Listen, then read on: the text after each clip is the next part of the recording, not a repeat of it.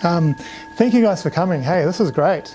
I'm really excited to speak to you all. I know, Deborah, we met a few weeks ago now, and you mentioned that you had a community of people who were really interested in the sort of stuff that I do now, and it's just great that so many people are passionate about spirituality. And ultimately, I'm going to end up talking about Advaita Vedanta by the end of things. So it's just wonderful. I feel like I've worked in a university system for a long time where I had to kind of hide the sort of work that I was really doing, and the fact that I'm now kind of really open about it and I can speak with people freely is really such a gift for me. So thank you for coming. I appreciate that, and I really hope that this is going to be beneficial for you today. I'm going to tell you a little bit about who I am and what happened throughout my life, and then what I do now. And the bigger thing, though, that I'm more interested is that out of today, I'm actually looking for us to have an experience in here, right now, right here. So as we go, I really invite you to practice with me, and we see this as a practice together. How long have I actually got here? We're pretty flexible, aren't we? Yes. I might talk for about an hour or so, have a little bit of a pause, and then we'll come back and do questions.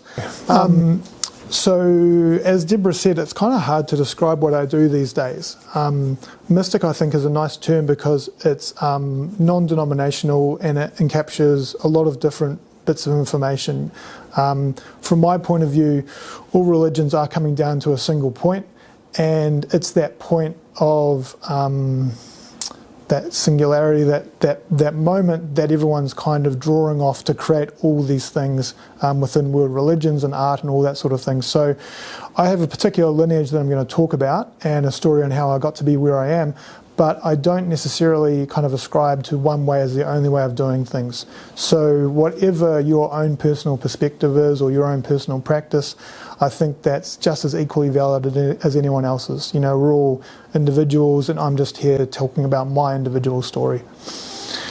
So now I work with people to kind of find that baseline reality that's underneath our normal waking life, and underneath dreams and underneath everything else as well.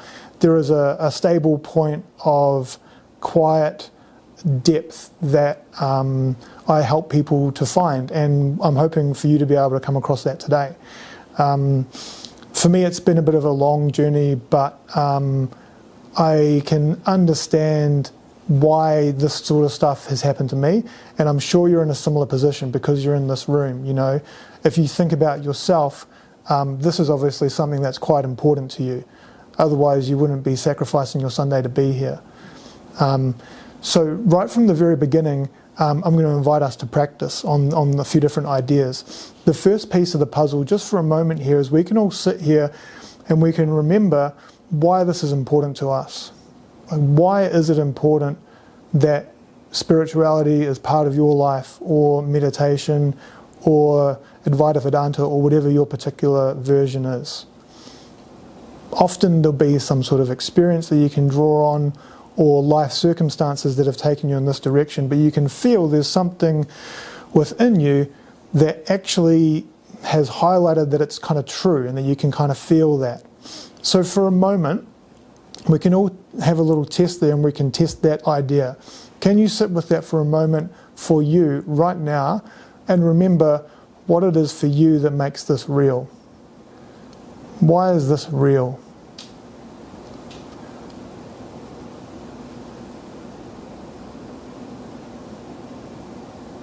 And as you do that, you can start to then drop away the reason why it came on, or the life circumstances that led to it. And you can remember, and you'll notice there's a feeling alongside that. And you can sit with that feeling on its own. Just that feeling, without describing too much about what it is, but just the feeling of it.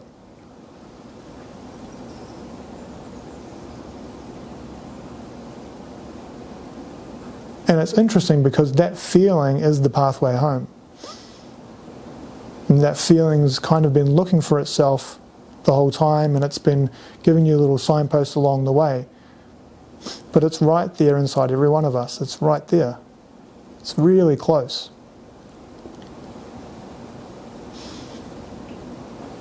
So as we talk this afternoon, I want you to notice how the conversation makes you feel. That's what I'm really interested in. There might be some things that really spark something up in you and they feel like there's a lot of heavy resistance to what we're talking about.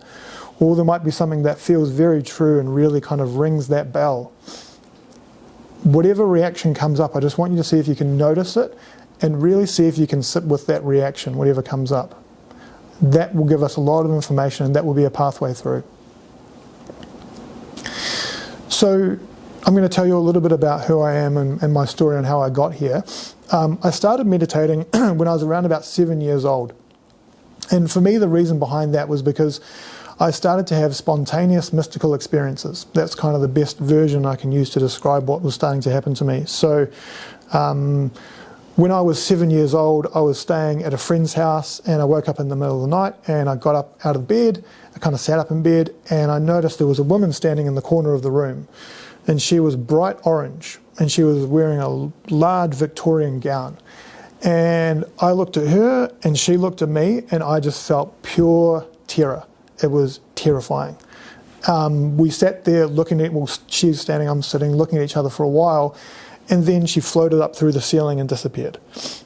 And so as a 7-year-old, I didn't know what that was. And it was very overwhelming for me and very scary. And so I just burst out crying and, you know, I was somewhat traumatized by that event, to be honest. The people that I was staying with, I told them about it and they said that it was most likely car headlights or something like that, you know, but like, I can still remember the embroidery on her dress. That's how clear it was. It was as clear can be.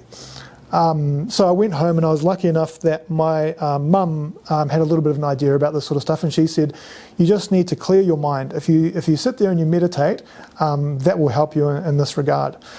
And so I was like, cool. That was the only instruction I'd really been given, was to kind of clear my mind. And so from about 7 years through to about 16 years old, every night, and often during the day, my awareness would start to really, really open. And as my awareness opened, a whole range of different things would start happening to me. So I'm sure most people have read all the different kind of supernatural phenomena that can happen. I basically have been fortunate or unfortunate enough to witness every one of those phenomena, pretty much. A lot of these things happened to me. There were hundreds of different things that would happen, and people around me would notice them as well. So, you know, my mother saw a lot of it, my siblings saw a lot of it, my father saw some of it. Some of my friends had seen some stuff, and then as I got older, you know, ex-girlfriends and all that sort of thing as well. So, and the reason why I mention that is because my family was a very pragmatic family. We're very rational, pragmatic. It was very functional if I really look back on it. It was very much meat and potatoes, make sure you get good grades in school and get the job and provide for everybody. So for me to even talk about these experiences without brushing them off as being my own imagination, I really needed to have some strong evidence, you know, to really put validity in what I was seeing.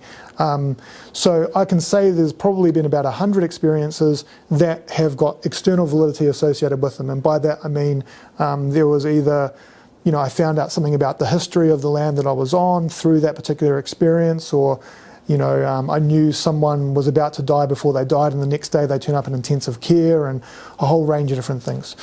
So when I was younger, that was very, it was very out of control. I didn't know what it was, and it was very overwhelming for me. So my meditation was focused on stopping this from happening.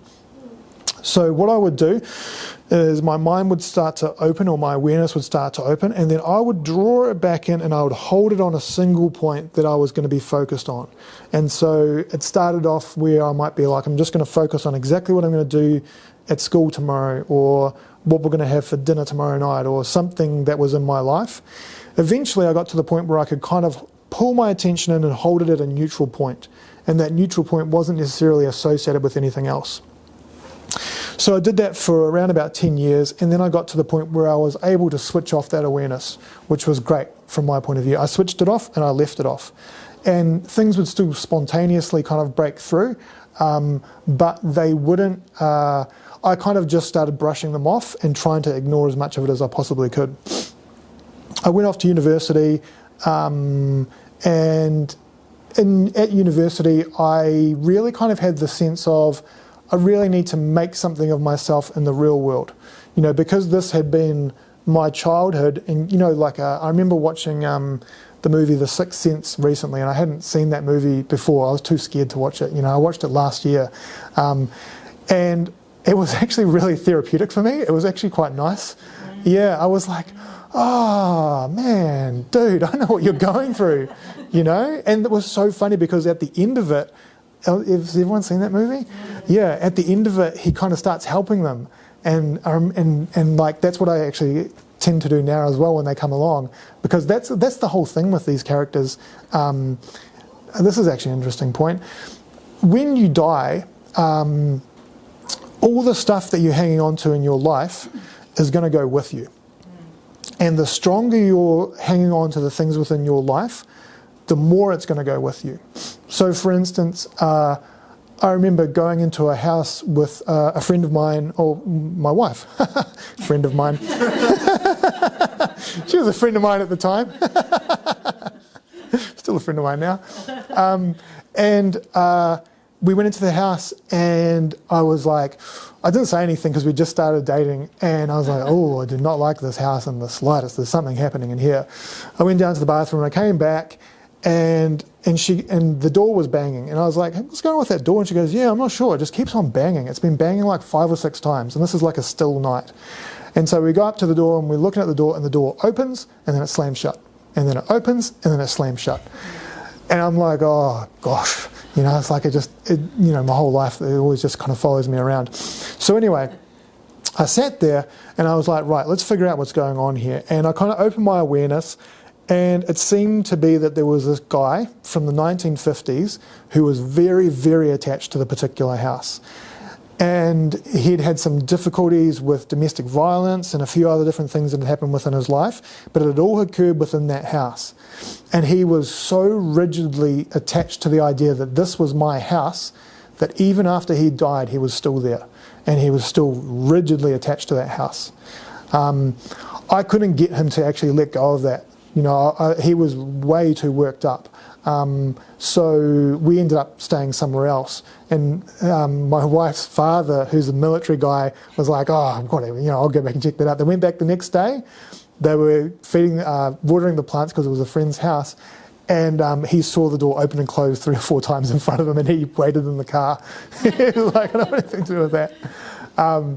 So the reason why I go off on that tangent is because it's really interesting when you start delving into meditation. You'll really quickly find that you come across a whole bunch of different stuff.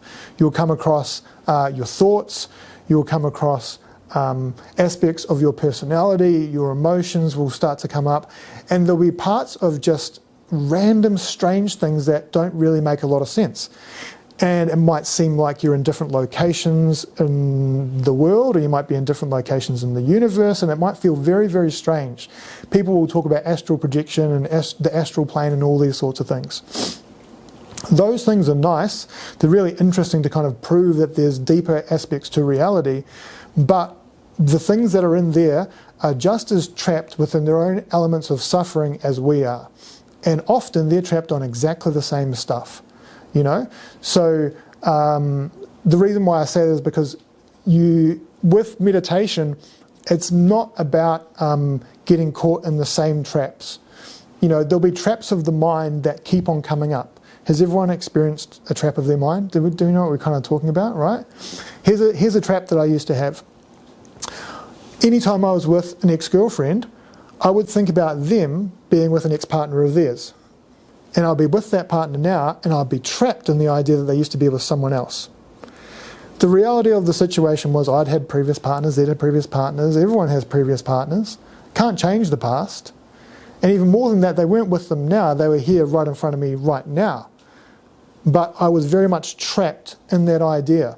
So that's what I'm giving as an example of a trap of the mind. It's something that irrationally captures you in an element of suffering. And that suffering goes around and around and around and around. We can live in those traps for our entire life without even necessarily realizing them. These are the things that bind us to suffering. This is the thing that keeps the wheel of samsara turning. This is a Buddhist perspective. When we depart this world, whatever we're bound to, we take with us. So all those things are going to be taken with us. As we start to work through meditation, you start to free yourself from your relationship and your attachment to those traps. The traps don't necessarily change, but the attachment to them changes, and the relationship to them changes. And we do that first of all through concentration. So right now, we can all practice. I'm talking with you, we're all here, and we're here right now, right? So right now, let's all be here now. We're all here now. Right here and right now, just for a moment, I want you to drop anything else that you had going on today and just keep on staying here. And as soon as I say that, it's almost prompting things to come up, right? Because you're like, oh, geez, I do have to go and move that trailer later on. Right? So, come back. Bring your attention back to here and just focus on what we're talking about right now.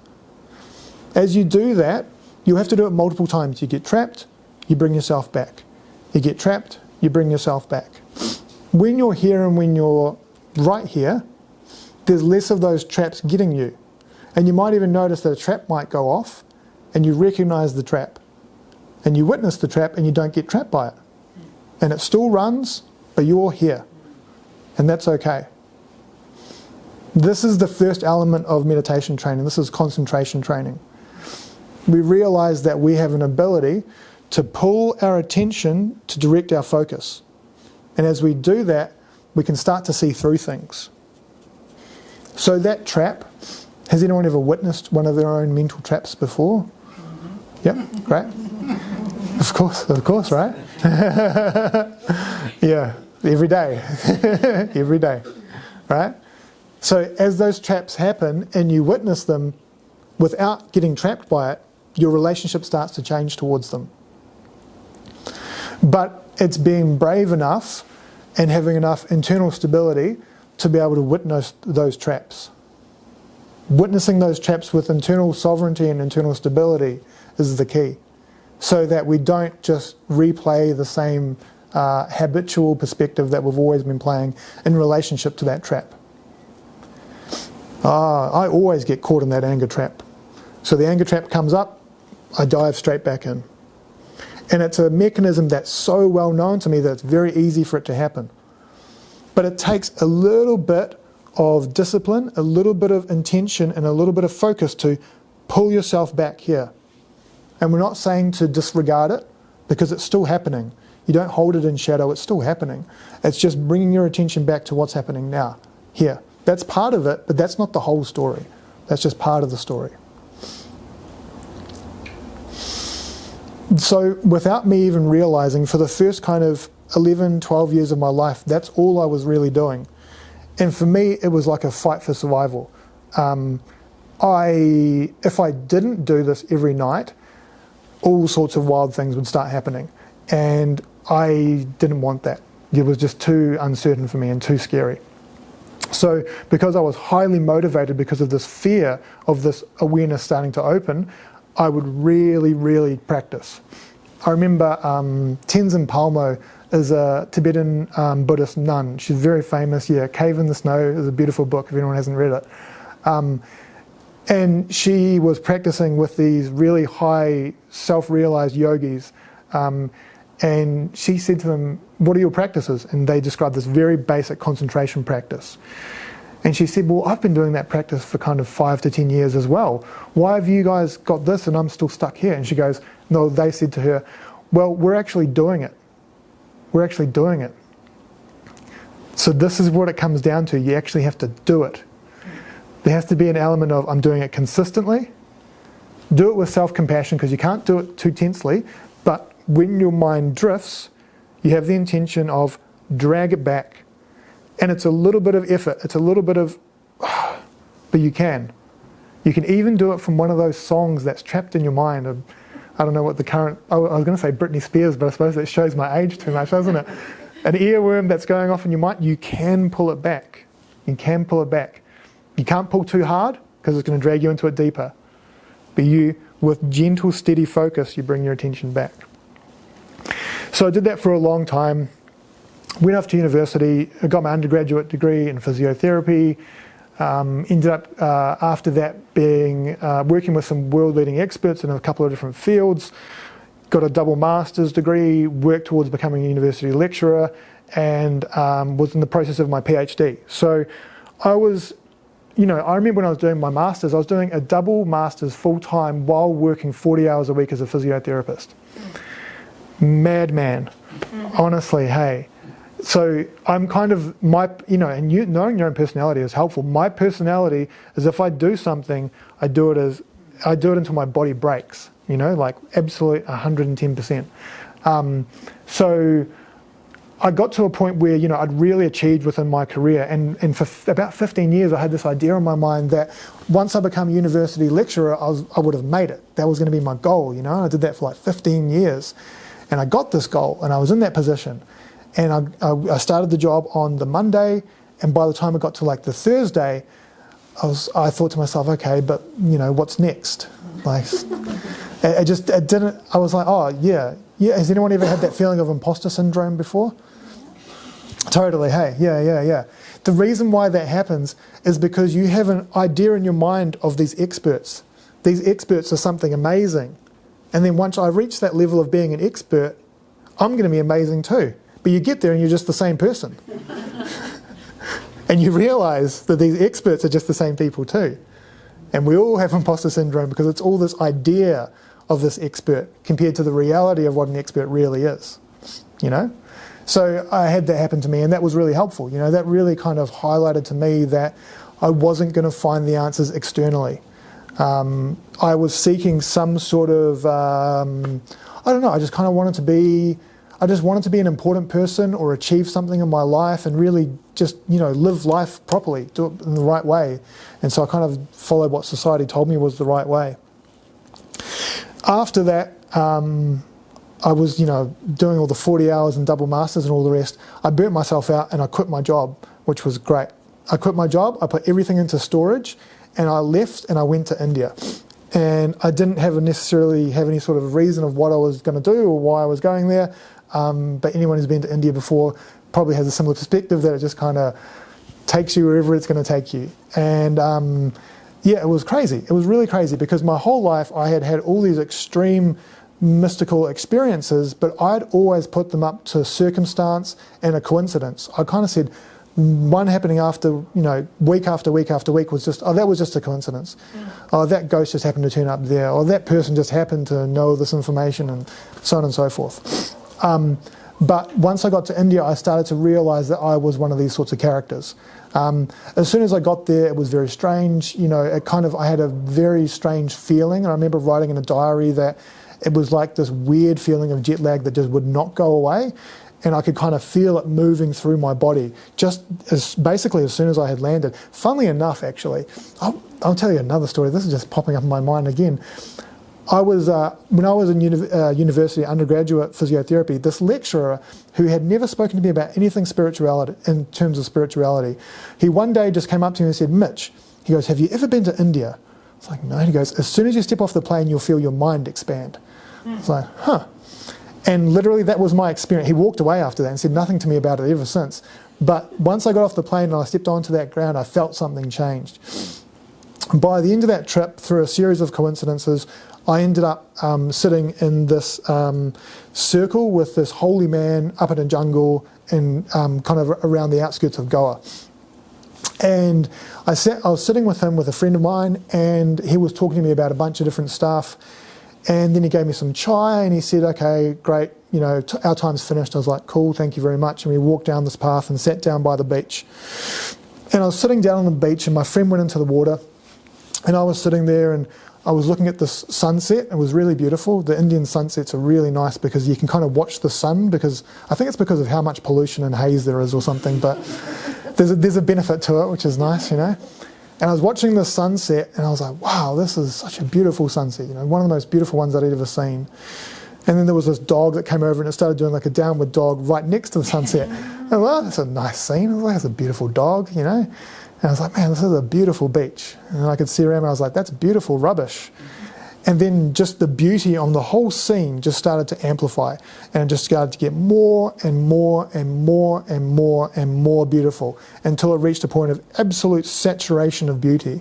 And then I felt something, what it was like a physical giving way in my chest, and then I just burst out crying. And it was like a waterfalls of water coming out of my eyes. And at that moment, I went into an altered state of some sort. And I was, let's say, communing with the sun, for lack of a better word. And in that, it was really great because I got a lot of information about how I'd been living my life, how I related to my family, the things that I was having difficulty with, and some ways forward for me, which was really helpful. But the biggest thing I got from that is at the end, it gave me the information that this life was just a gift. And it was a gift that was given for us to enjoy. And that was the whole thing. And it literally was showing me how it had been created for us to enjoy. And so after that, I had about 4 days where I was in a very altered state.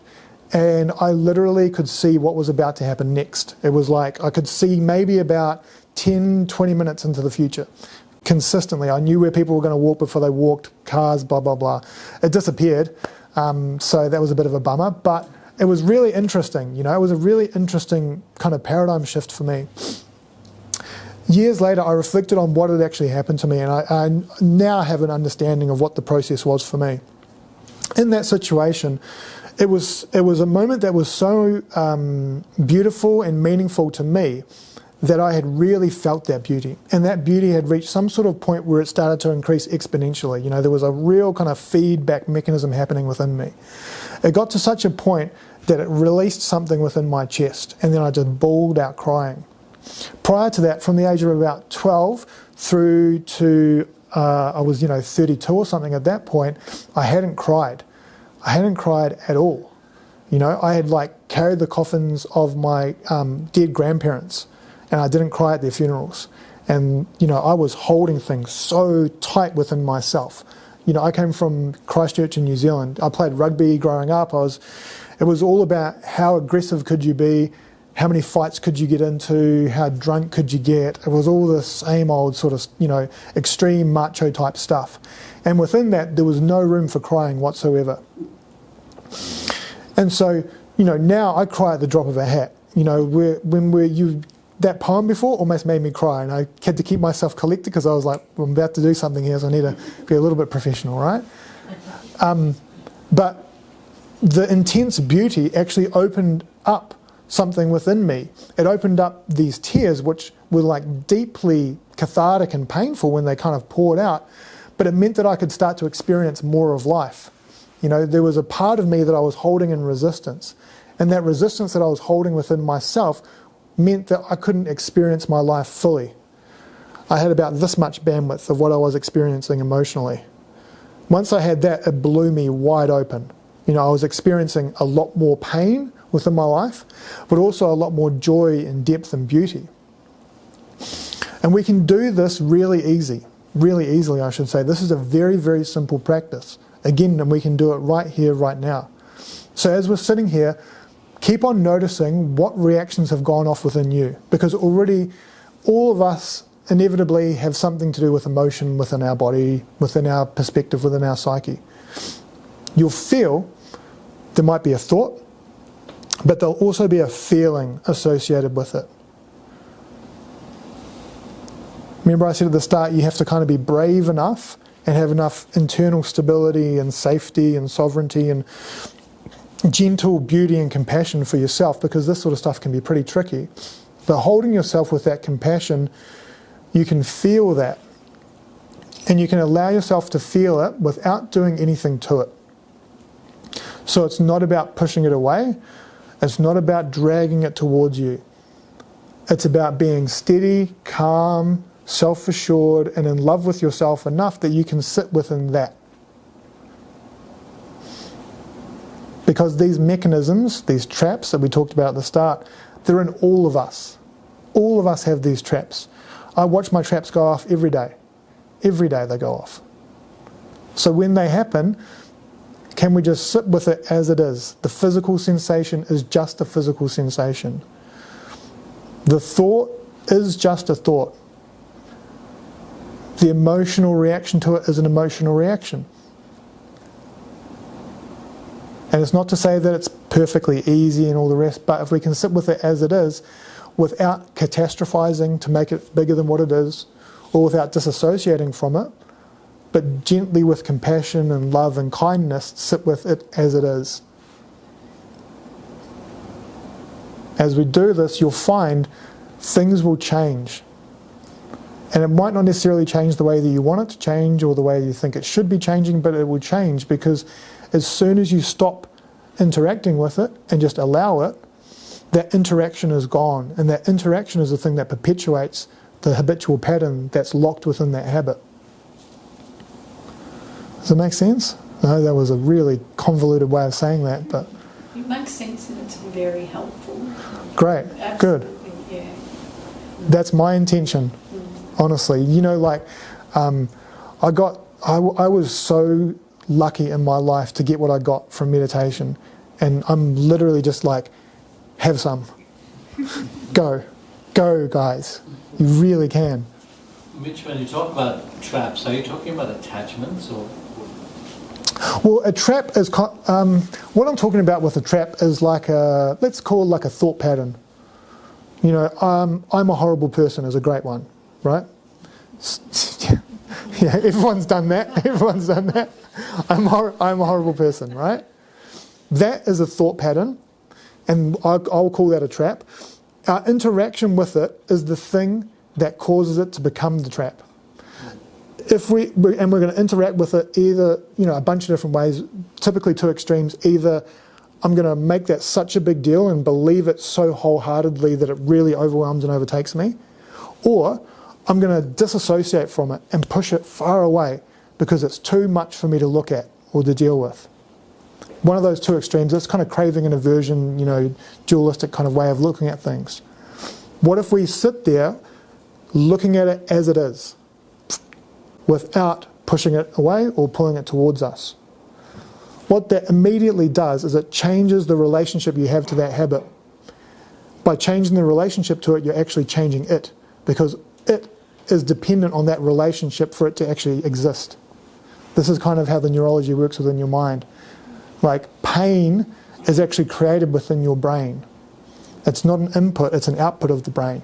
It's the same mechanism within suffering, for lack of a better word. And this is where, as soon as you see it from an open awareness, it disappears. Immediately it disappears. Like smoke. Gone. Because you see through it as just a pattern. And the pattern doesn't have reinforcement anymore. The context of how important it is gone. And so it means nothing. Because it has no meaning associated with it, it doesn't exist. Can I ask about a very simple example? Yeah. You know, in this moment, I'm very curious. I like this. Right? I'm very curious about the book that's behind you. Great. Okay? So that's possibly a trap. Right? For sure. For me not to keep going to wondering about, I wonder what the title of that book is. I wonder too now. Yeah. Yeah. I mean, is it causing you to suffer? Because the first thing is you have to actually, this is why the Buddha's, what is it, the Four Noble Truths, right? Yeah. You've got to first recognize the suffering associated with the situation. So is this causing you to suffer? Well, it's stopping me from paying complete attention to what you're saying. Cool. Right. And so that's possibly suffering, yeah. Cool. Yeah, and obviously this is everyone's own definition, right? So this is because here's the other thing. Here's the real big secret. This is just in your experience. This is only ever in your experience happening right now. This practice isn't anywhere else except in your experience. You can put a million different words to it and layers of it's this structure and that way and this means this and this is nirvikalpa samadhi and this is blah blah blah. It's just your experience. So with that, within your experience right now, is it causing you to suffer? Well, it's stopping me from paying attention to you. Cool. Right? Yep. There's one part of my mind is trying to find, you know... What do you want? Sorry? What do you, no, what do you want? I want to continue to pay attention to you. Cool, so keep going further. Why? What do you want? Wisdom that you're here to... Because, what do you want? Yeah. You know what I mean? Freedom. Cool, okay. You with me? All right. Why? What is it?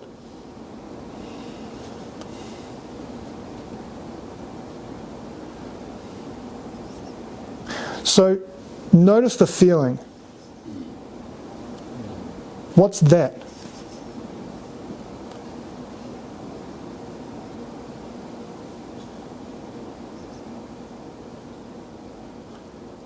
What happens when you sit with that? It is stillness. Great. Stay there. Don't worry about anything else. Don't even worry about what we're saying. If you sit with that, that's the talk. You know? Doesn't matter about the book, doesn't matter about me. That's your experience there. Where is it coming from? From inside me. Are you sure? Feel it. Where is it?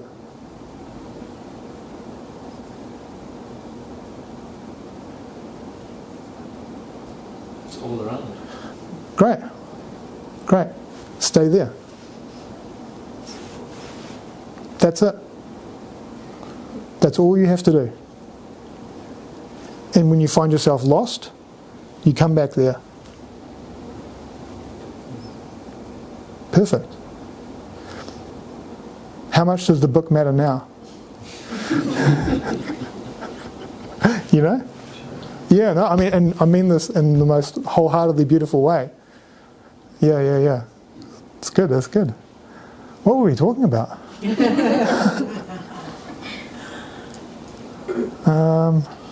Starting your trip to India. Oh yeah, from that story. I got to that point, right? Talked about emotions and all that jazz, right? Yeah, emotions. Yeah, so it's interesting when you actually kind of sit with what is present without being in resistance to it. You know? It's like, what happens if you let yourself get distracted by the book and then let yourself come back as well? I mean, we're jumping ahead now because this is where like concentration training is only going to take you so far. And concentration training is the starting point to allow you to have some element of control around your experience. And you kind of need that first so that you have some way of negotiating the chaos. But at a certain point, you've got to let that go as well. You know, you let go of, I was distracted, I wasn't distracted. You let go to the point where you just allow things as they are. As you allow things as they are, you start to settle internally and you find something else. You're left with one thing. And that one thing will draw you in. And that one thing is looking for you as much as you're looking for it.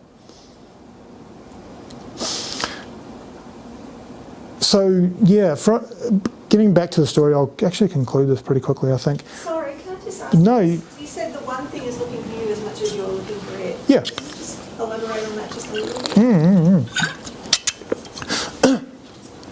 Right now, if you and me stop doing everything, right? You let everything be exactly as it is now. Doesn't have to be this way or that way. The thoughts are going to come up, perceptions will come up, all the different things come up, right? If you don't interact with anything, all those little triggers will eventually stop. When they stopped, you're left with one thing. Eventually that one thing will become deeper and deeper and deeper because you'll be letting go of more and more and more perceptions. If you let go far enough, you will let go of the perception of your individualized sense of self. Once that happens, there's no differentiation because everything that you experience is in relationship to yourself. Once there's no longer a self to be in a relationship to, then there's no differentiation of anything. Yeah. So this is where the practice at a certain point becomes doing less. Much less, and then even less again. And it's not about giving up on your life. It's about internally putting down the fight, putting down the resistance to how life actually is occurring.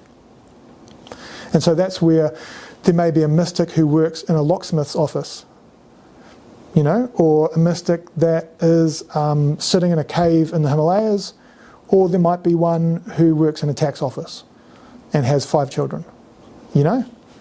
Because it's not about shaping your life to be a perfect life.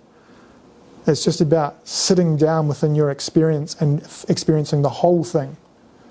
Because the resistance, like I was saying before, actually stops you from experiencing life. As soon as you drop that resistance, life is more deeply experienced.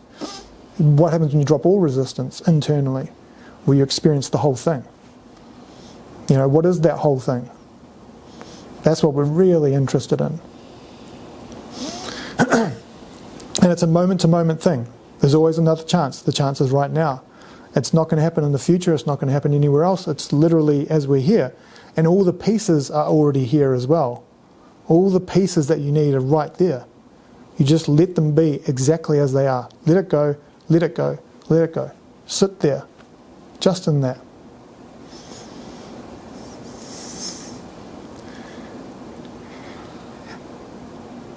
So, yeah, I did a lot of meditation after that change happened. The first piece of the puzzle that was really helpful for me, created a lot of change, and I meditated really heavily from there on. It was something, you know, normally, I don't know, and when I was working, something up in the range of a couple of hours per day, and then when I was taking myself on little retreats, it'd be, you know, kind of 10 hours a day, all this sort of thing. And it would be, I went all around the world searching for the next little thing that was going to help me. You know, I was in a monastery in Sri Lanka for quite a while, and all sorts of places in Indonesia and India, and then I was trying to seek out some stuff in the States for a while, and all sorts of different things. Then it got to the point where things really actually properly changed, and that was in 2019 for me. I was sitting with my teacher at the time, who's a Zen monk, and he said to me that my meditation practice had got to a point where I needed to have a lineage, otherwise I might become a little bit unstable in the next few kind of steps. As he said that, I saw an image of a mountain, and then an old Indian man sitting in front of the mountain, and then my teacher, and this thing went through the 3 of them and it hit me in the chest.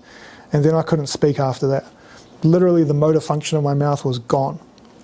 And I eventually drove home, and I was crying because it was a really big moment. You know, I was very, very I was crying out of actually how strange it was more than anything, because I couldn't function. Drove home, looked up, because I knew the man who was sitting behind my teacher was Ramana Maharshi, this beautiful man here. And I didn't know anything much more about that, but I Googled it and I found that there was this mountain. There was this mountain called Arunachala. And soon after that, my wife at the time said that she was going to go to America for the summer, and she said to me, what are you going to do for the summer? And it was a real crossroads in my life. I was either going to try and salvage my failing marriage, and we've since divorced, which was great. We're actually really good friends, which is beautiful. Or I was going to follow whatever this thing was. And I had no choice. The words tumbled out of my mouth that I was going to Arunachala, and off I went. When I got there, it's the strangest thing that's ever happened to me in my entire life, and it's so strange that I still grapple with what happened. I don't talk about all the details publicly because it's honestly not worth it. There's one particular part of it that I can't even still hold within my own mind. It's almost like it made so little sense to me that I can't hold on to it within my own mind. Basically, when I got there, I'll give you bits and pieces because otherwise it's a real bad teaser, isn't it? That's the worst thing in the world.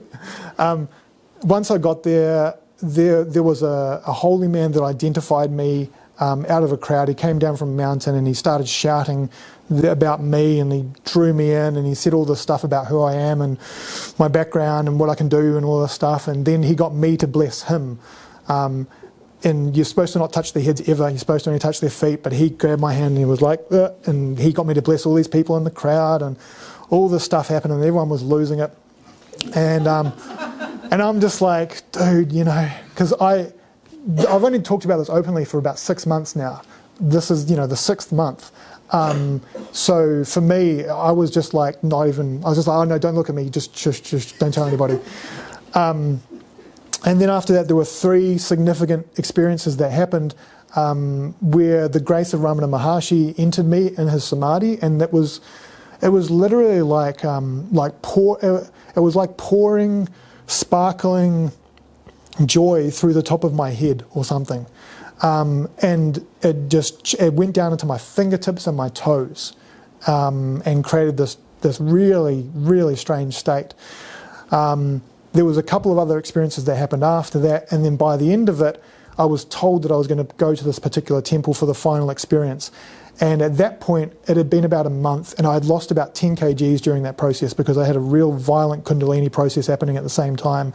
That was, I was sleeping maybe 3 hours a night and flames shooting out of my head, from a, not literally, but from a third eye kind of point of view. And I turned up just by coincidence when they were doing the biggest festival of the year. There were 2 million people walk around the mountain chanting while they set the top of it on fire. And there was, and I was in this room that had all this Shiva painting all over the thing. It was this concrete box that was $3 a night.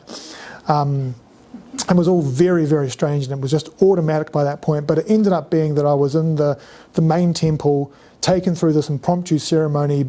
It's like a 5,000-year-old temple, and there were hundreds of people that impromptu took me through this ceremony. And in that, it felt like something was destroyed in that. And there was a moment of witnessing Shiva, and Shiva witnessing myself. And Shiva isn't, in my experience, some guy standing there with a trident, but a much bigger thing than that. And within that, it kind of ruptured this relationship to my personality or something along those lines. And it meant that from that point onward, there was a stable silence which happened within me that became settled. And it's been 5 years now, and it's been that way ever since, which is really enjoyable, to be honest. But it's not to say that thoughts don't come and go, because they still do, but the silence is the stable platform now, as a starting point, which was really nice. Once that happened, there was a bunch of people in the town that were there, and the police turned up and some dignitaries turned up, and people was really losing it. There were all sorts of stuff. They were trying to get me to they said everything you want in this town from here on in is free, and they said we've got a car arranged for you and a house and a whole bunch of stuff. And they were so enamoured by the whole process, and I just said to them, I was like, thank you guys so much, pat them on the shoulder, and I just kind of walked off, because I didn't want to be involved in any of that sort of stuff. Like particularly being from New Zealand, I think we're like, we're kind of just like, just don't worry, just keep on walking, it's all good. But, I think they recognise how special and important these things are, because I hold them so deeply special and important, but it doesn't mean that I'm a special or important person in the slightest. My specialness and my importance is actually impediments to me reaching this. Soon after that had happened, I thanked Shiva in this case, and I just kind of expressed that the only thing I wanted it to make sure it took was my special clothing, any sense of self-importance or being special, because it was just, I can see the intense trappings in that, and that was what was going to happen if I'd stayed in India. They would have tried to create me as a spiritual teacher in their kind of lineage, and I wasn't really particularly interested in that. So, yeah, that's once that had happened, it just, my life unfolded differently. My whole life changed, my career path changed. Now I work with people doing this, and it just started happening spontaneously. I had a phone call with someone 2 days ago for 20 minutes, and it's been about, not 2 days ago, 4 days ago, and she's reporting that she still has a stable silence within her that happened from that 20-minute phone call onwards, and now her boyfriend is starting to have it as well. And it's nothing to do with me. It's literally nothing to do with me at all. It's just Ramana Maharshi acting through whatever's left of me, And it's really nice, because I remember when I got back, there was a friend of mine that I did a podcast with, and I said to her, I have to tell you that this stuff is true. I was like, we've been doing this like for the last 15 odd years, but the stuff is true. It's really, really true. You should keep going. And that's why I try and come talking to you guys is so nice, because it's like, hey, it's actually there. It's really actually there. And, Ramana Maharshi's teachings was all about silence. And that's what you were talking about just before. you know. He was transmitting a silence. He was basically helping you to find that same silence that's already there within you. And all you have to do is stop. All you have to do is stop. You just stop all resistance to what is and allow it to be exactly what it is. Exactly what it is. Enlightened, unenlightened, special, not special, got this thing, didn't get that thing. Let it all be there. Let it be exactly as it is. And you can do it right now. You don't have to have anything else. It's this experience. It doesn't have to be in a special room. It doesn't have to be with a special person. It's just your experience. Oh, once you touch that, that'll take you the rest of the way. You just keep on coming back to that. Keep on coming back to it. And it will wash through your physiology. From 2019 onwards, there's been a lot of physical refinement of my body. You know, the awareness that's open isn't used to being in a nervous system. And as that happens, other things start moving. And, you know, there are parts, there are little knots they talk about, I think called grunthis or grunthas, I forget the exact terminology, where these energies can get stuck. And so once you come back to that silence and you just allow that silence, that undoes everything for you. You just keep on coming back to the silence. Keep on coming back to the silence. How you get there? You just stop. You're already there. You just don't do anything. You still pay your taxes, but you internally stop. Stop. Stop. Each time you start again, you stop.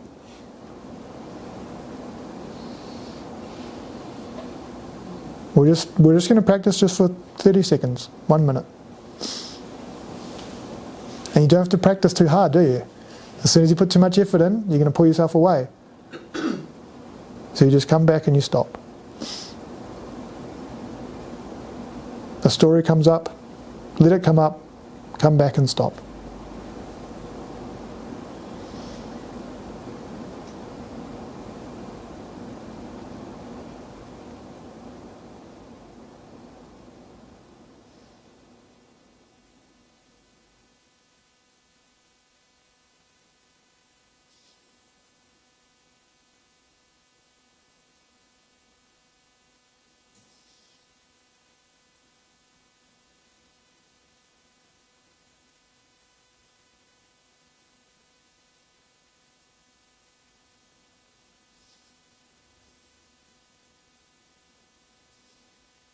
And some of those things might feel tricky because there can be stronger things in there. You trust yourself that you can let go, that you're safe.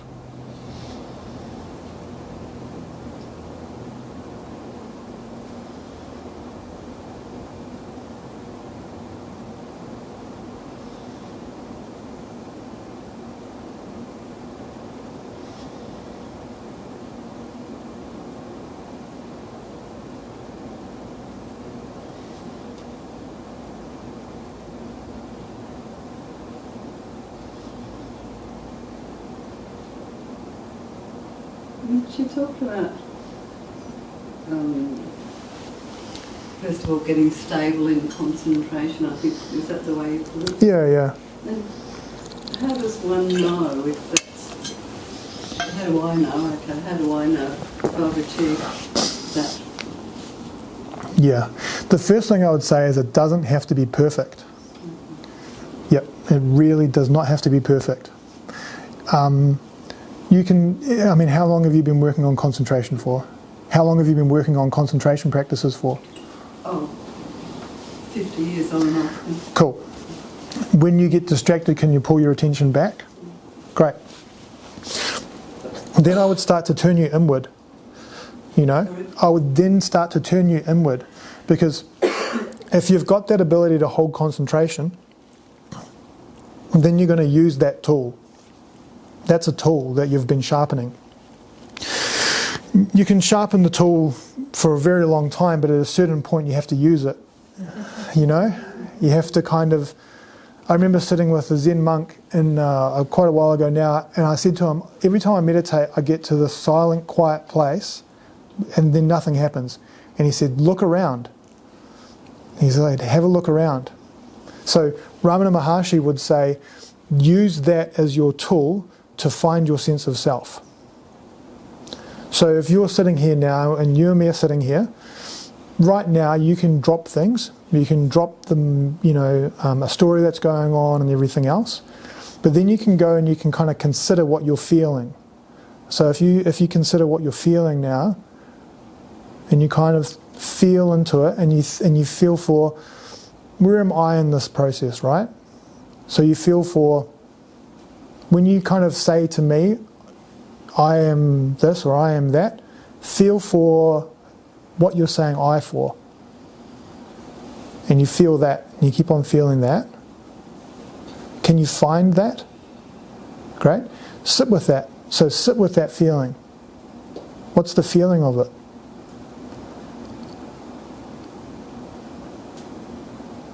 What's the quality of it? I have to say words. It's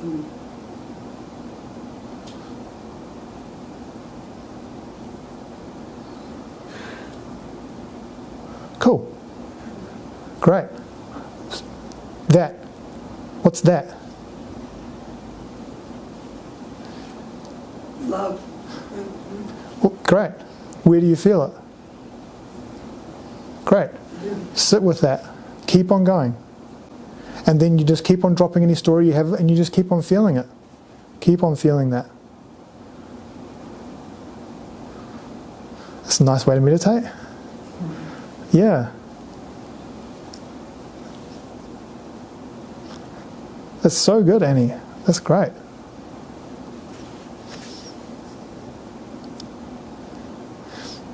Because sometimes with meditation, the answers can seem so tricky and it can seem so convoluted and so far away from us. But it's actually within our experience. It's within our experience now.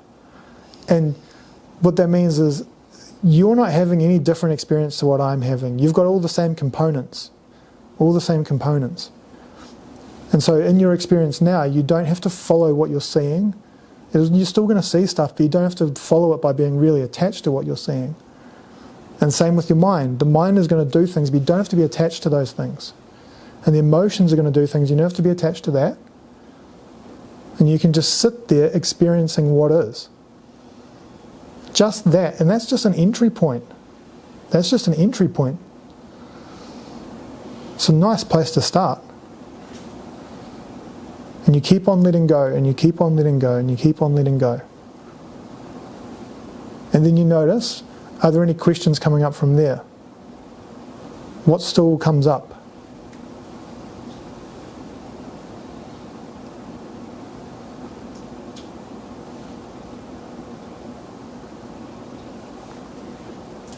It's not so much a question, Mitch, but it takes me to the yogis who said we're just doing this. And That's it. It's not you. You said it's not Mitch. So it's not Ramana either. No. And he would always say it was the mountain. Yes, yes. Yeah. You Yeah. feel that. And it acts in a couple of different ways, because number one, it means that if I sit here thinking this is me, I'm going to get a big head about the situation, and that's such an impediment to my practice. Yeah. I won't have this. It's like, am I willing to trade this for the sense of self-importance? Not for a second. It's not worth it. It's not worth it in the slightest. Yeah. And so that's one mechanism, and they talk about that in Buddhism quite a lot as well. But then even bigger than that, it's so much bigger than an individual. Yeah. When I say Ramana Maharshi is my guru, I don't see him as a human. I don't even see him as a person. It's a gateway or a word. It's the word. It's a word to symbolise this. And when you sit there and you sit in that silence, it's so simple and it's so straightforward, and you don't have to say much about it. It just is the way that it is. But it's interesting because you can't describe it. As soon as you start describing it, you start dropping away from what it is. Describing it is trying to make sense of it and holding it with your mind. Yeah, it is difficult to describe it. I've heard it described as an awake nothing, which I really like. Yeah. And what does that feel like for you? Well, it's just spaciousness. It's just a very spacious. It just is that. Yeah. What parts do you feel kind of drops when that happens? Well, the mental stuff is very much receded. I mean, I think it's like everything and nothing at the same time. I think. Yeah. Like that. That's great. It's very, very tricky to get a handle on. Yeah, it is. You know, the higher samadhi states are very, interesting because you can. It's basically just letting go and then letting go and then letting go, and once you let go of your sense of self, then you are the. You literally will have an experience where you are the wall, or you are the birds, or you are whatever, and it's not just like imagining. It's like you're actually that whole experience, the whole experience. And you can do that you can talk about that from a neurological point of view, where it's just everything you're witnessing with your eyes and your hearing and with your five senses, but it's bigger than that again, And when you let go of someone experiencing something, there's no one there experiencing anything. And if there's no one there experiencing it, there's no experience whatsoever. But just the same as there being no experience, there's a full experience of everything that could be, because there's no differentiation anymore. Have your mind hold on to that. Doesn't compute. Bim, bom, bom. Nope, nothing. Like that's the closest words you could use to describe it. So it's like a concentration practice will lead you to be non-reactive to your emotions and your thoughts and your mind and all these things, and you'll allow them to start to move through your experience until you sit in stillness. And when you sit in stillness, it's dragging you towards it. It wants to meet you as much as you want to meet it. Can I ask, for someone that's starting out quieting the mind in that way, so you're noticing the limiting beliefs as they're coming up and letting them go and releasing the ego that's attached to them, are you sitting in stillness allowing or potentially allowing downloads or connection to source or God or universe, whatever it is you would connect to? Is that something you would be open to in this, like the beginning of sitting with stillness, or are you purely sitting with being in stillness, being in quiet and letting go of everything? Yeah, it's a good question, hey. In Tibetan Buddhism, they talk about two kinds of phenomena. One is the phenomena that comes and goes, and the other phenomena is the one thing that doesn't come and go. And so, eventually, everything that comes and goes is going to be seen as another phenomena. And so, what that means is that, yeah, you might get like downloads and different perspectives and all these different bits of information, but eventually that will be seen through as well. Yeah. But it's almost like, when I talk to you, I'm using my mind, I'm using the words that I've gathered throughout my life. And so it's like the stuff within my mind is still useful. And as I become more intelligent, I'm going to be able to speak more fluently and easily and have a bigger vocabulary and express what I'm trying to mean more closely to what I'm actually trying to get at. So as that happens, as you gain information, it's not useless, but it's the relationship to that information that's the difficulty. That's the whole thing. It's the relationship to it. Like it's the ownership of this is me, or this is mine, or this is exactly how it is, because that relationship is a rule. It's like a set rule. But life is constantly changing, and those rules are fixed. Like if I'm Mitch, the happy guy, and I wake up tomorrow and I'm sad, but I'm the happy guy. That's out of sync with reality. It's not in truth of what reality actually is. And so as soon as I drop that relationship to me being the happy guy, I can just be whatever guy I am. Yeah. So it's still useful, but you start to see the underpinnings of the mechanism as being the root of the difficulty, rather than the information that you're just getting. Yeah. Awesome though. Yeah. It's great. Because it can seem real academic, this stuff as well, hey? It can seem real crazy and academic and all the rest. It's literally just refining your perspective to be closer to reality. Just getting closer and closer and closer to reality. Yeah. Maybe let's have a little break. We'll have a little bathroom break. I can see a lot of people are stunned a little bit, not moving. So let's all start breathing again, and then we'll come back for a few more questions at the end. I think that sounds good. Okay. So I was thinking we could talk about practice. So I'm interested to hear, your own personal kind of meditative practice or spiritual practice, and then, are there any kind of sticking points? Are things that aren't making sense? How does the stuff that I've talked about today relate to your particular understanding? I think this is just a great opportunity for all of us to kind of, improve our practice together. What do you think? Does anyone do any spiritual practice here? And no pressure, hey, like honestly, everyone will be thinking the same thing that you'll probably be saying. There'll be some sort of question of uncertainty. Mitch, I don't have a question as such, but maybe it's forming as I'm talking. That's great. The practice of living and doing,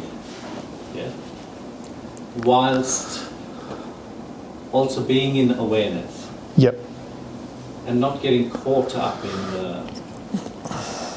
the doing and all the things that are involved in that. Yeah. I just wondered if you had some thoughts on that. Yeah, I mean that's the Bhagavad Gita, right? Yeah. Like that's big stuff. The thing that I would say is that you need to approach your practice like it's important. So you need to, dedicate time and effort to it. And that's like your time is kind of your resources and stuff as well. Like you actually have to put something into it to get a result. But the more important part, and I'd say especially for a group who's got a reasonable amount of experience, is to not hold your practice too tightly. Because if I'm living my life and I'm constantly checking if I'm living presently or in awareness, it's actually pulling me out of my life to do that. So I have worked with a lot of people in the past that they hold their practice too tight, too rigid, and they're concerned about every moment if they are, I'm giving the extreme example obviously, but if they are too, am I in the moment, am I not in the moment, do I need to be in this awareness, So the result of your practice should be that your life is a little bit easier. Things, you're not too concerned about every moment perfectly being in balance. It's more about I can sit with a sense of ease within myself to begin with, and that ease will take me towards that presence. So by practice you mean, say, meditation practice or something like that? Yeah, let's say meditation practice, because that's kind of my background. Yeah. So, have you ever been caught in that trap yourself, or met people who have been caught in that trap of, particularly when you start learning about Advaita Vedanta and things like that, these ideas can get so entrenched in your mind and become such a way of living your life that it actually creates more rigidity in how you live. What is that one? Sorry, Mitch, that you just mentioned. What is that? Which one? Advaita Vedanta? Yes. It's like a non-dual philosophy, non-dual Indian philosophy that underpins, where Hinduism kind of started. So it's called like the end of the Vedas. So the Vedas are the kind of traditional Hindu foundation, and then the end of that is when you've gone through the Vedas and you've got to a point of not practicing without practicing. Yeah, it's all real it can be heady and a little bit, it has the special tag associated with it, because it's a real fancy word to say. And I do Advaita Vedanta. But it's kind of highlighting that the truth of your experience at a certain point is going to be very hard to explain because it's sitting outside of the mechanism that explains it. Yeah, it's a nice way of putting it. Simon, can I just ask you, because you mentioned in your talk discussion with us about how you can become quite teary often, and even with the poem that Deborah was reading out. Because I also have that happen quite a lot, and for me I feel like I'm just getting pulled into my heart, and then I'm in that heart space, and it's a deep sort of moving experience. But is that part of Like, is that what is happening? Because I'm in my heart, so I'm sort of not even really thinking about anything. I'm just sort of in my heart, and I'm in an emotional. Yeah. It feels very. It's a lovely. It's actually a lovely experience. Yeah, that's great. Yeah, I would say that's a way of stepping out of your mind and experiencing, what you might call love or something like that, which is beautiful. Yeah, that's wonderful. In that, as your mind, your mind becomes more quiet. Yes. Great. And then at a certain point, does that love become overwhelming? Do you become saturated with that love? It's interesting because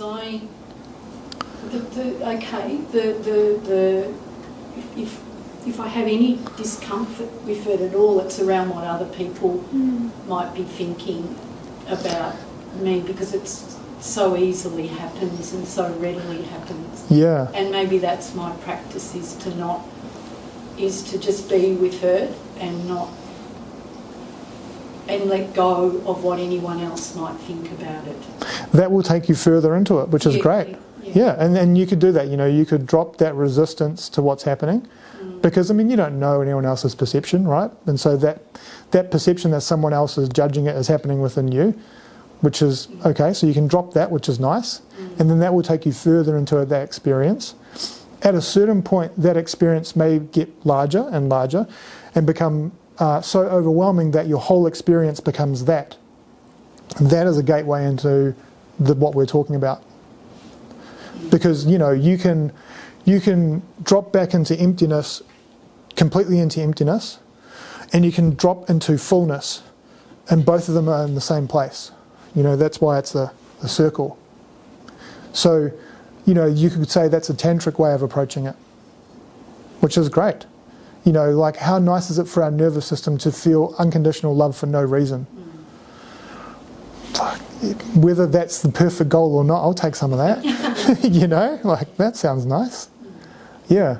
Which I'm not too sure where I am. I'm not being very disciplined about the twice-a-day meditation as I had been. And when I do, I get these series of characters just going around and around. It doesn't feel at all relaxing. I don't even know half of them. Yeah. And so what I'm doing and loving is just during the day, any experience that's slightly difficult, I'm just what I'm calling putting myself into the awareness. So I just make this shift into the silence.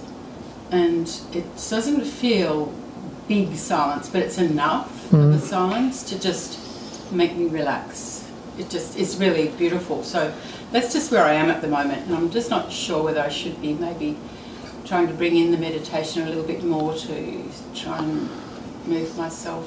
That sounds really good, because each time you're coming back to that silence, it's washing your nervous system. And if you're able to be in that place of silence while these things are happening, your relationship to those things is changing. Yeah. And so that's therapeutic, just on its own. So that's really great. At a certain point, your practice will become automatic and constant. Those are the two things that end up happening. So you won't be looking for that silence or meditating until you find the silence. It just is the way that it is, and it's automatically happening, and you don't have to do much about it at all. So one of the products of a steady practice will be more silence during your day. And that's a really good thing. Yeah. Are you saying sit down to experience that, or are you saying it'll just come? I'm saying it'll come. Yeah. And so you can sit down and you can find that, and that's really nice. Yes. Or you can just allow it to happen. Yes. Okay. If that silence is happening either way, that's great. Yeah. Sure. Yeah. Okay. Thanks. Yeah, it's good. I'm sorry to be asking quite a few questions. No, it's good. It's good. It's nice to have a discussion. I'm still stuck on it's not the practice that's the issue for me in terms of having a meditation practice, or when I'm there, when I'm in the practice, I'm nowhere and everywhere as much as possible, as much as it happens.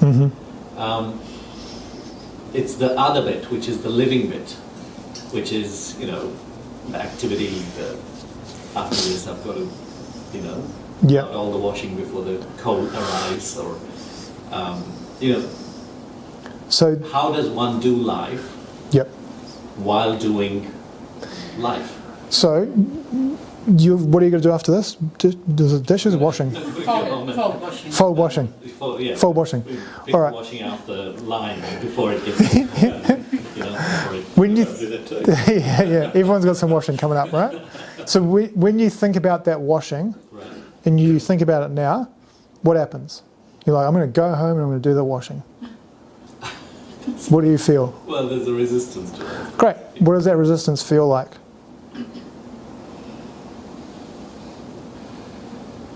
Well, I don't want to do it, but I have to do it. Great. So that's what the story of it is, right? Yeah.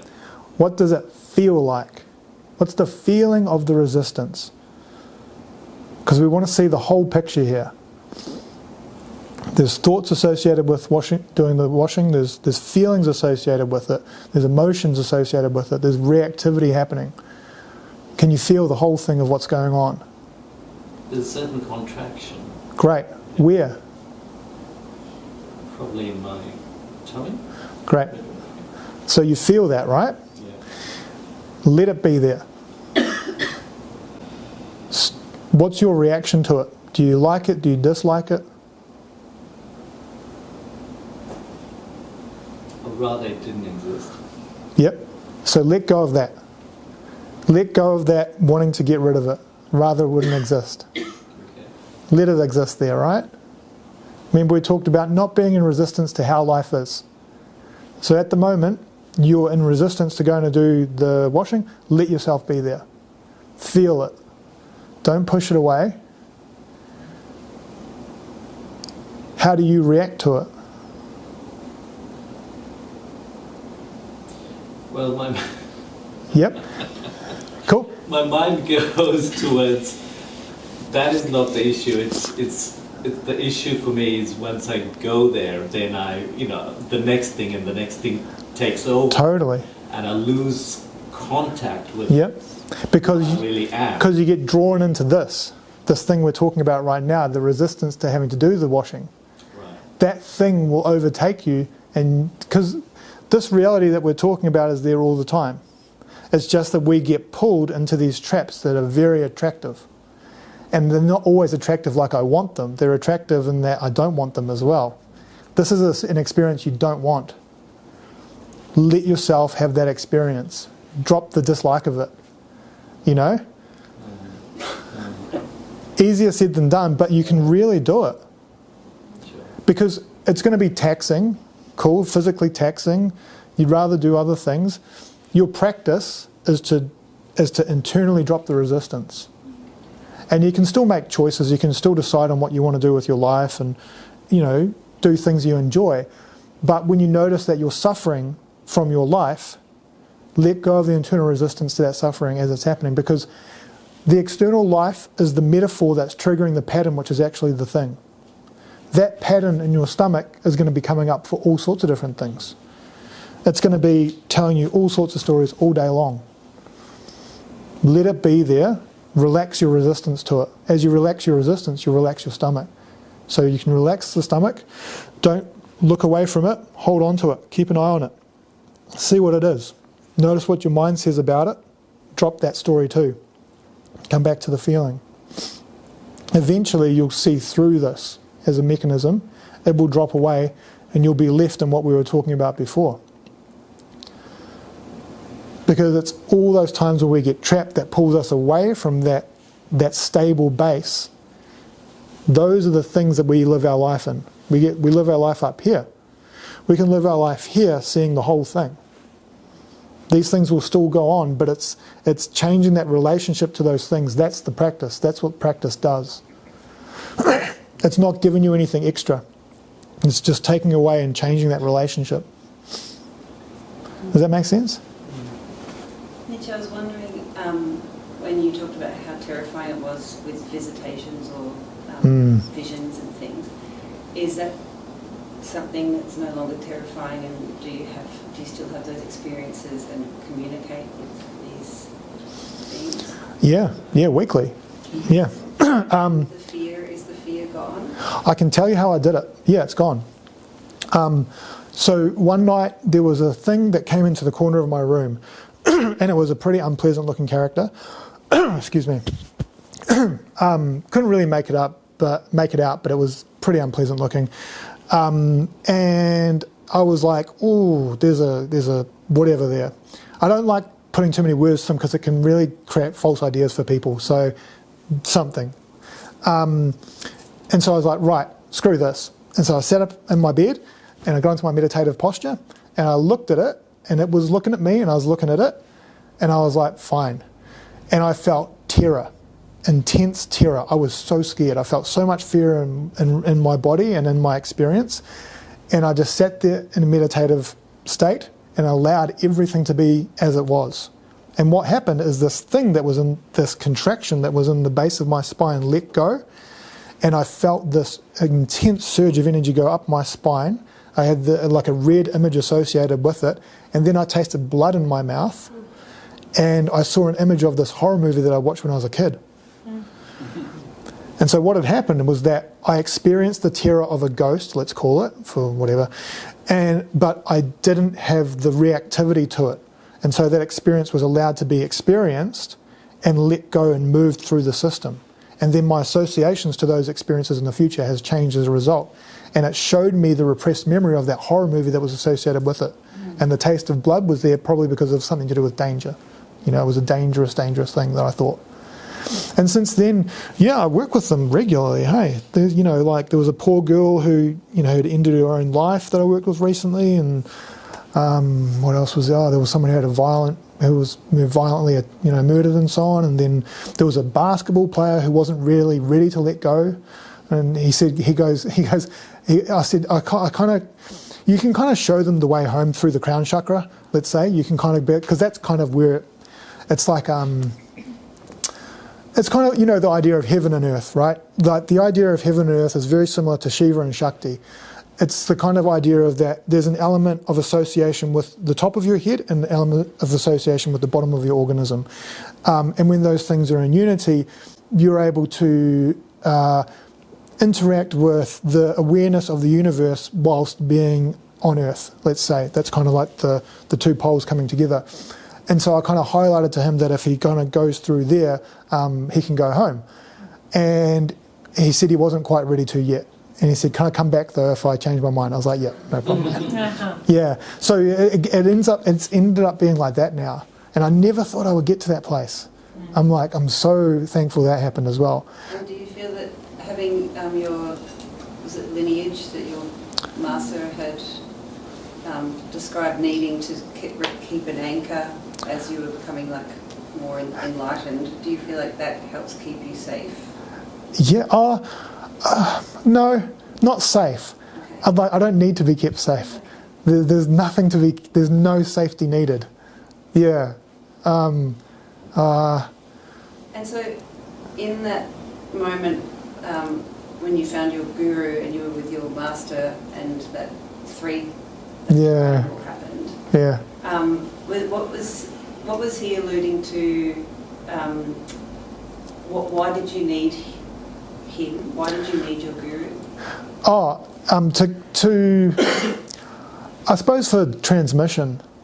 There is a transmission that happens. Yeah. In Buddhism they'll sit down and do specific transmissions, and in Advaita Vedanta some gurus will do Shaktipad, and there is, transmissions that occur. I think it's kind of like, they're a clear vessel that's been hooked up to the power source and they can kind of jumpstart you a little bit. And so for me, I kind of needed that to really take me to that next point. And I don't know if everyone necessarily needs it, but you'll kind of, I found that if I look back on my life, I'd had all these people working with me the whole time. And, it was just like, when I finally found what the source of it was like, wow, I was like, me? It's like, this is for me, And like I keep on saying, I'm just some guy, so it was just like, wow. I read this stuff for years, and then it was like, wow, it's like it's transformed my life in the most beautiful way. Like, I have such a deeply beautiful life, and it's just the same as everybody else's. You know, it's like I still have arguments with my wife, but like, you know, like it's like, you know, the analogy of the blue sky. The storm clouds come and they go, and then the lightning storms, and then the sunshine, and then it's like all these things still move through your experience. That's still all part of life. You don't have a perfect life. It's just you realise the perfection in what you already have. That's all that it is. Yeah, it's good. Mitch, can I ask about, sorry. Oh, we'll go first, second, yeah. Can I ask about when you had that experience of not being able to speak? Oh, yep. Because I wonder what I have had that. Yeah.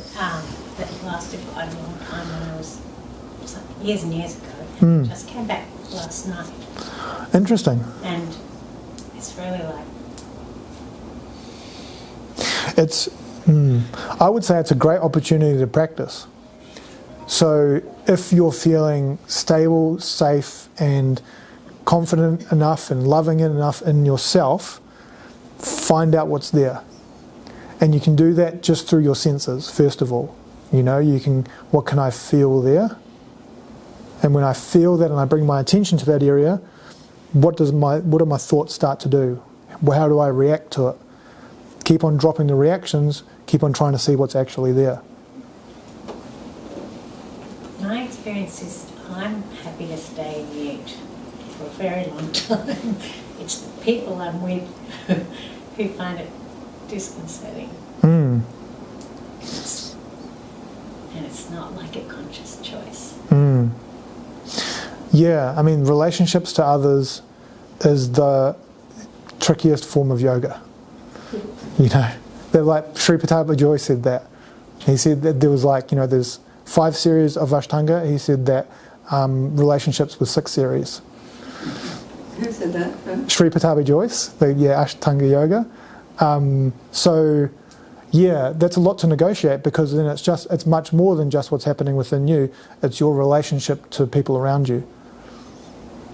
And it's the same thing as we practice with anything else. Everything is the same method. All of it is bringing awareness to what's happening. Yeah, you know, the whole thing of the truth will set you free. And it's truthfully sitting with what is, exactly as it is. But that's where, you know, it's a courageous path. It's a, you know, turning truth towards your life is a very courageous thing to do. And it's not for everyone. But if you're in this room, you have a propensity for it already. And if you're dedicated to this path, you sit with that stability and you look at what's there. And within that, compassion, self-compassion, plenty of that. Yeah, it's an interesting path, hey? You know, it depends on how far you would want to go, you know? It depends on how far people want to go.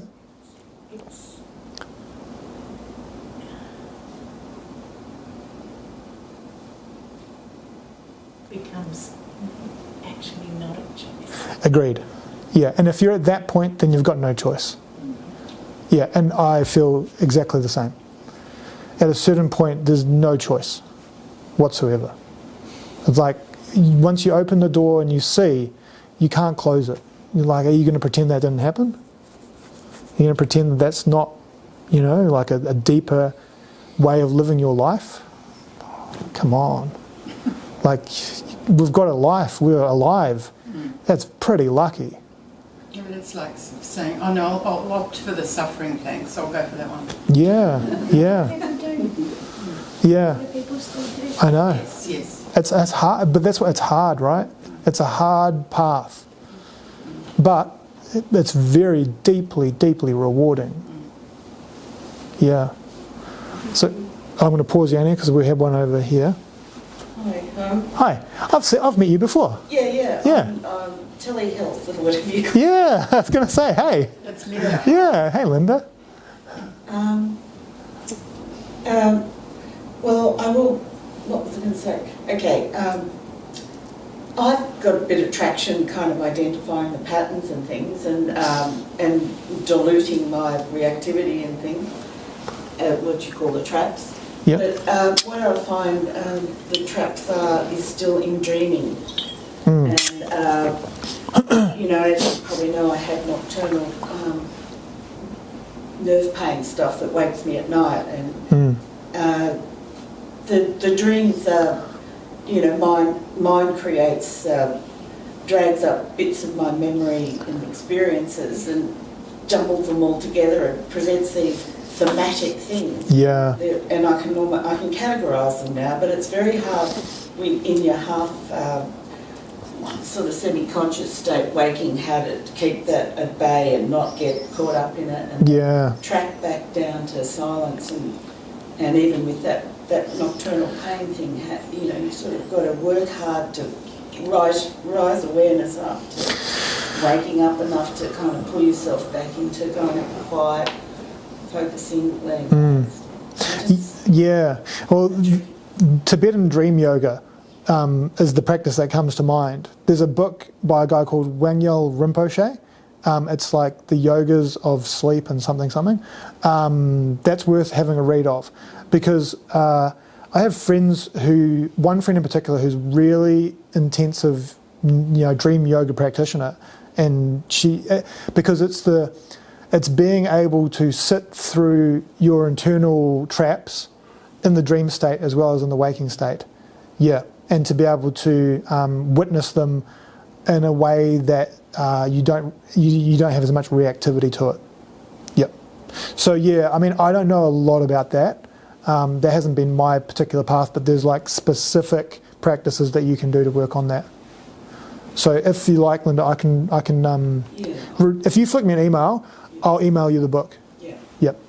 Yep. That'd be worth having a read of. No worries. Just curious more than anything about what sort of physical ailments you've been able to help people with health issues. Oh, all sorts.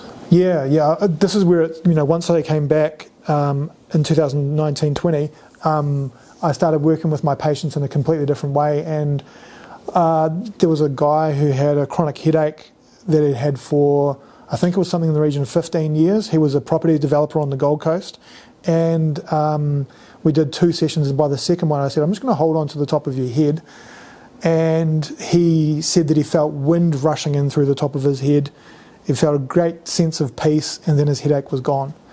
And I explained it to him from a neurophysiological point of view about changing his psychological associations with, sensation on the top of his head, and that caused a relaxation and the smooth muscle tone around his scalp, and all these sorts of things. But when you start to, when your attachment to your personality is reduced, you don't see yourself as much as an individual anymore, and so that means that your awareness is more easily able to be in the environment. And so if you're within that environment, you can kind of meditate through the environment, not just through your own self. And so that's a way that people can do like healing type stuff, which is that sort of mechanism. But then there was people with chronic knee pain, anxiety disappears, and all sorts of jazz. There's been stomach, rheumatic disorders, one guy with an ice allergy, autoimmune disorders, all sorts of stuff. Yeah, because it's about changing the reactivity to their symptoms through using meditation. Because it's the reactivity that actually perpetuates the suffering. In that case, the suffering is the physiological condition.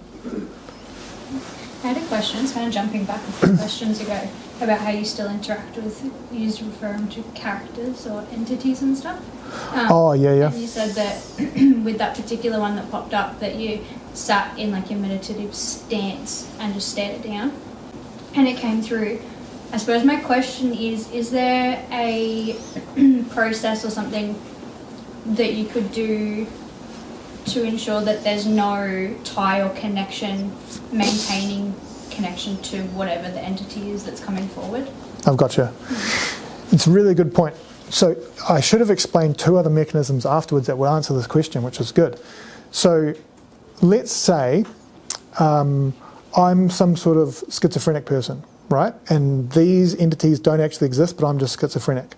In my experience, there'd be something standing in the corner of the room, but let's say my mind is just making it up. If I'm sitting there and meditating in a way that creates non-reactivity to it and allows it, and that reduces my reaction to that situation, and I drop my fear as a result of that, and this situation resolves, that could happen within my mind.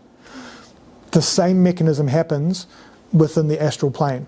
So it's exactly the same mechanism, because these entities and these things that are in an astral plane are very, very flimsy. They're very ethereal, they're very flimsy. It's just that because we have such a feeling of this is so unknown and so scary and so foreign, that's what gives them weight and substance.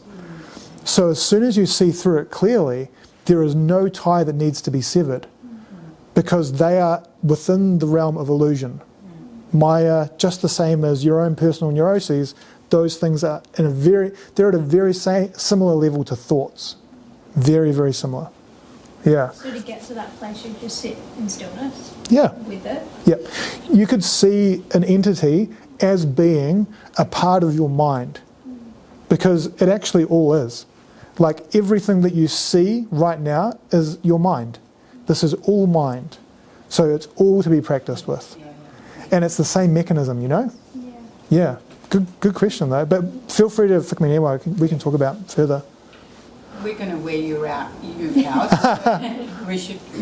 Yeah, well, feel it's probably time. I think we've got one last one and then we can wrap it up. Does that sound good? Yeah, that's good. Oh, I mean, it's just kind of... No pressure. On the back of that, how you referred to, you haven't really had a title for the ghosts or the entities. Yeah. I was curious more than anything if there was anything more on like a galactic kind of level that you experienced. Yeah, I remember talking to the Zen monk that I was working with about this. I was like, hey man, aliens are real, eh? And he's like, yeah. I was like, huh. And they're multidimensional, you know? It's like, of course there's going to be entities that are on different dimensions, you know, and different life forms. But the tricky part is, as soon as you start going into galactic, astral, blah, blah, blah, blah, blah, it's very attractive and very interesting, because it's like, whoa, what about this other world that's out there? But again, it's all those same traps of the mind, because nothing is going to free you in those worlds. The world of illusion is not going to free you. It's just going to trap you deeper in that illusion. And this is where you have to think to yourself, what do I actually want from my meditation practice? Do I want to have a fun adventure, or do I want to free myself from suffering? Do I want to see some interesting geometric patterns, or do I want to live in deep peace for no reason? You know? It's like you make the choice. My experience has been more like spontaneous, kind of not meditation. Yeah, there's all sorts of things out there. It's really, really weird. Yeah, it really is. You know, you can bring on all sorts of different states and have all sorts of different experiences, but none of them will actually help you. None of them will help you. I've had hundreds of these different things, and none of them help you. There's only one thing that actually creates long-lasting change. Yeah. Thank you guys so much for coming. I just want to say thank you so much to Deborah for setting this up. Thank you, Deborah. Wonderful.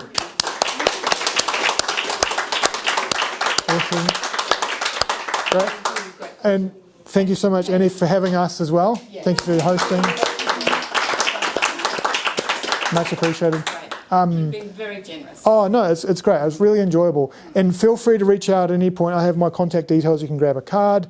Mystics have cards these days. I'm also on Instagram as well, so I have to kind of promote what I'm doing. But feel free to just flick me an email and say hi if you have any questions or whatever. It's all good. Yeah. You can also stay and mingle a little while. Yeah. Just in case Come have a chat. Mitch, does do private sessions. Oh, yeah. Yeah, I work with people one-on-one. I work with people throughout the country. So I have, people all over the place. A lot of the time it's via Zoom. At the moment we're in Melbourne, but we're going to be moving around the country in a little bit as well. So. And the word is he's getting busy, so get in. Yeah.